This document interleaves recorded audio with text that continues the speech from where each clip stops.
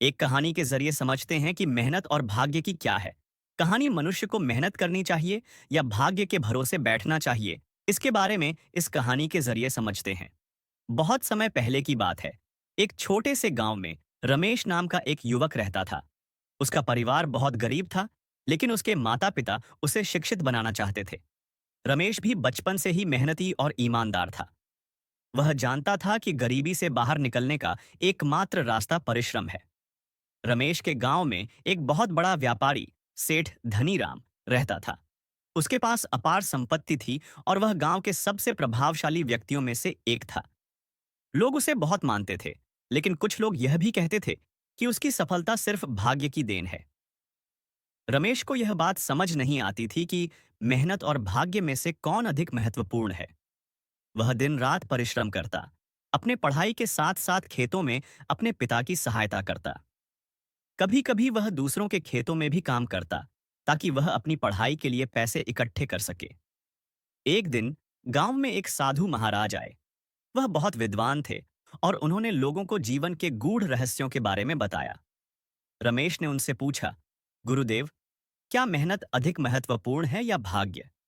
साधु मुस्कुराए और बोले, बेटा, इसका उत्तर तुम्हें स्वयं खोजना होगा। मैं तुम्हें एक अवसर देता हूं। तुम्हें अगले 3 वर्षों तक अपने जीवन में बिना किसी शिकायत के परिश्रम करना होगा, और फिर मैं तुम्हें उत्तर दूंगा। रमेश ने साधु की बात को गंभीरता से लिया और अपनी मेहनत को और बढ़ा दिया। उसने गांव के स्कूल में टॉप किया और आगे की पढ़ाई के लिए शहर जाने का निश्चय किया।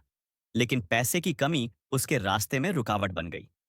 उसने हार नहीं मानी और गांव के सेठ धनीराम से आरण मांगा। सेठ ने हंसते हुए कहा, बेटा, सफलता सिर्फ भाग्य से मिलती है।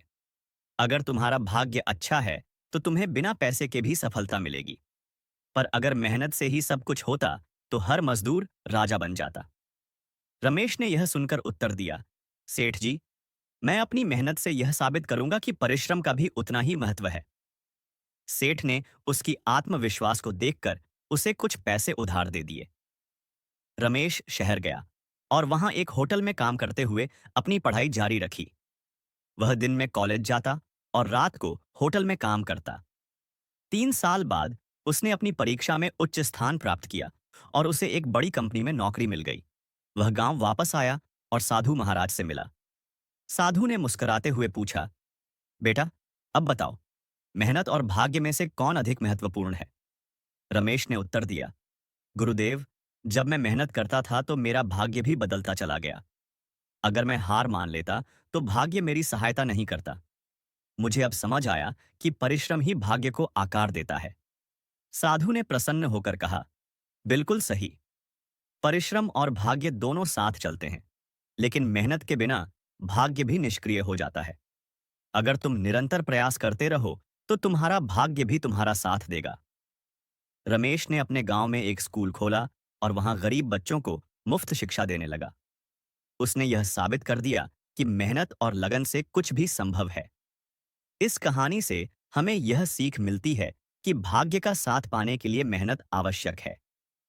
यदि हम सच्चे मन से परिश्रम करें तो हमारा भाग्य भी हमारा साथ देता है और सफलता निश्चित होती है। ऐसी और भी मोटिवेशनल स्टोरी के लिए चैनल को सब्सक्राइब एंड वीडियो को लाइक करें।